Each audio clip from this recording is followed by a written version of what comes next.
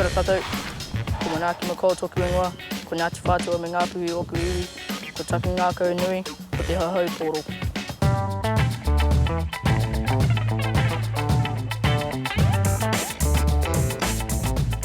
I hahau pōro taku papa koera te take I timata ahau.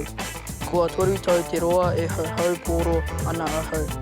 I rawe ki ahau te whutu pōro, hoi anō, I haukatia e ahau kia pai ai taku whakapakari I aku pūkinga hau pōro.